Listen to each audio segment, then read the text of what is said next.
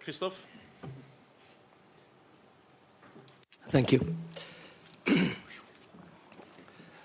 Finance Watch supports cutting red tape and rules, especially when they no longer protect citizens. But as any surgeon will tell you, never cut too far. As a public interest advocate, I have three tough comments to make before addressing Thomas' two questions. First, the financial crisis was caused by too little regulation, not too much. The crisis and the Great Recession it caused killed more jobs and growth than any regulation in EU history. This is worth repeating. The crisis was caused by too little financial regulation. Second, there is no trade-off between economic growth and financial stability. Stability is needed for growth. Economic risk-taking is needed for growth. Excessive financial risk-taking is not. Evidence shows that an overgrown financial system is an impediment, a drag on jobs and growth, and occasionally catastrophic. There is no trade-off here. Proper financial regulation makes the financial system work for the long-term good of the economy, not against it. Third, the timing of this cumulative impact review is premature.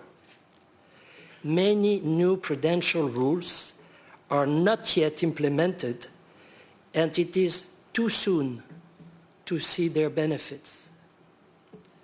But their costs can already be estimated, which will inevitably tilt the review against proper regulation and therefore against jobs and growth. Let's make sure that this review does not lead to deregulation and the next crisis. Thomas' first question is whether recent reforms have been efficient and effective in meeting regulatory objectives.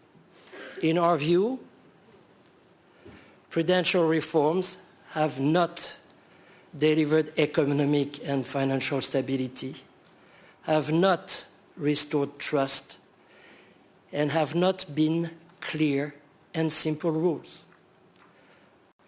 On complexity, for example, CRD4 has not addressed the well-known problems with banks' internal models.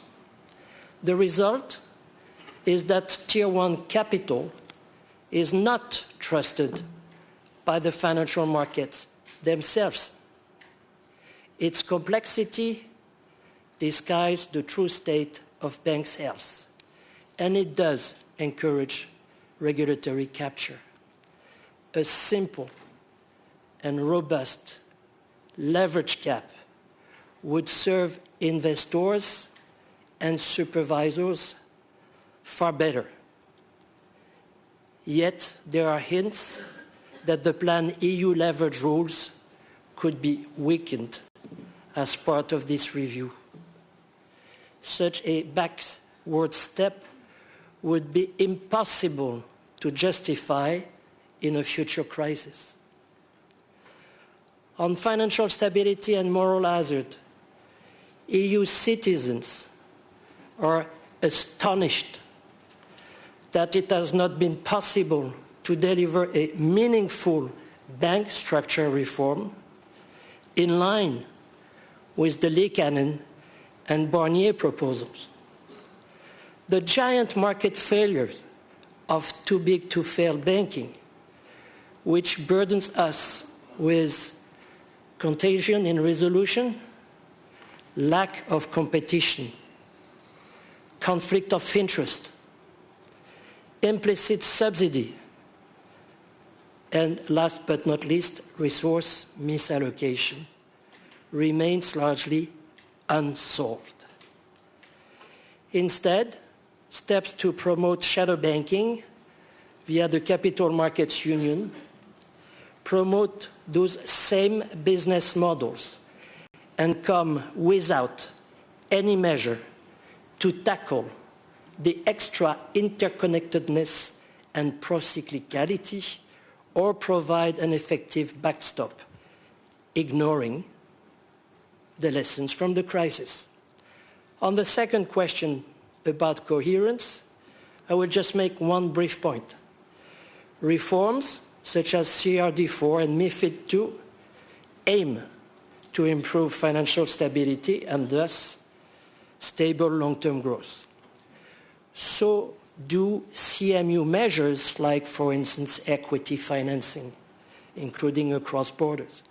But other aspects of CMU, like STS, seem more focused on increasing the profitability of the European financial sector. There is therefore a lack of coherence between reforms that on one hand protect long-term jobs and growth, and those, on the other hand, that endanger them with excessive financial risk-taking. The key to removing this incoherence is simple. Avoid mixing financial regulation with boosting the financial sector. Thank you. Thanks very much.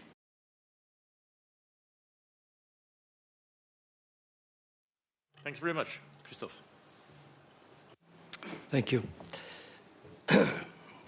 First of all, listening to Sylvie, the conclusion is that Deutsche Bank is going out of business. That would be one less systemic institution on the JSI list of 30. And I'm rooting for that. I also thank Sylvie for her skepticism on CMU. Now, to answer some of the questions that were asked, one gentleman in the back talked about proportionality of the leverage ratio. Well, what is the leverage ratio? Before the crisis, for some of the bigger institutions, it was 1.5%, i.e. it meant 1.5 euro of equity for 98.5 euro of debts. Now, the current regulation, that's not even in force, would require 3%. Is that a lot? When you look at some of the losses during the last crisis that actually exceeded 10% of assets, I'm really wondering what proportionality is all about. Also, as a quick reminder, in the UK, the leverage ratio in the 1960s, it's not that old, it's not the Stone Age, was at around 20%. Now, more than the proportionality of the leverage ratio, I think that the real issue for smaller institutions is a level playing field. And in that respect, the fact that bigger institutions can use internal rating-based models put the smaller institution at a real disadvantage. Regarding a question from our Italian banker friend, how do we sustain growth? Again, I want to emphasize that there is no trade-off between stability and growth. For growth, you need stability first, and I reinsist on that, economic risk-taking and not financial risk-taking. What's the problem right now with that growth that's not there? Well, talk to ordinary people in member states. Trust and confidence in the future have not been restored. Do not forget that consumption is 2/3 of GDP. It's the biggest engine. So let's make sure that the European people have some kind of a future, or at least trust in that future, and then they will open up their wallets again, and then they will consume, and then demand will grow, and then companies will invest, and then there will be, of course, then needs for loans. The issue of market liquidity. Everybody says, well, market liquidity has dried up. Well, when you look at the numbers, market liquidity has basically gone back to the level prior to the buildup of the crisis. Rough idea, we're going back to the level of 2003. The liquidity in 2007 or 2008, measured in terms of trading volume, was just an illusion. It's illusory liquidity. When times are tough, like in 2008, liquidity dried up almost instantly. So we should not be confused about that market liquidity. Now, many industry participants right now are saying market liquidity has dried up because of prudential regulation. Maybe to a certain extent.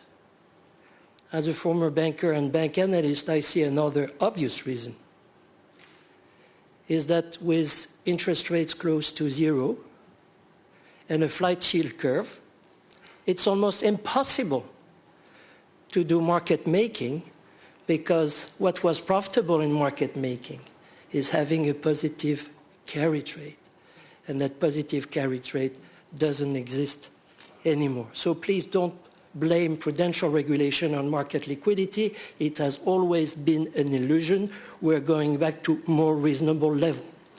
I understand that for some institutional investors, banks pulling out, but for the reason I just mentioned, is a problem. Again, market liquidity is an illusion. Institutional investors, when they buy a piece of paper, have to do their due diligence and look at it like if they were willing to hold it until maturity. Investors should act again as long-term investors and not traders with the illusory market liquidity exit door if there is some kind of a problem. Profitability issue. Yes, definitely, there is a profitability issue, but it's not kind of new. I've heard that it's terrible for banks when the cost of equity is above the return on equity. Yes, it destroys shareholders' value. But let us not forget that it has been the case for the last 7 or 8 years. Shareholders have been extremely patient. I'm flabbergasted that they have not, put things in better order. Now, the profitability issue, of course, could be a concern for stability. But if the end result of that profitability issue is further consolidation in the sector, well, the outcome, unintended consequence, will be that we will end up with a bigger problem than the too big to fail problem we already have. So I'm not sure it's that wishable in that respect. Thank you. Thanks very much.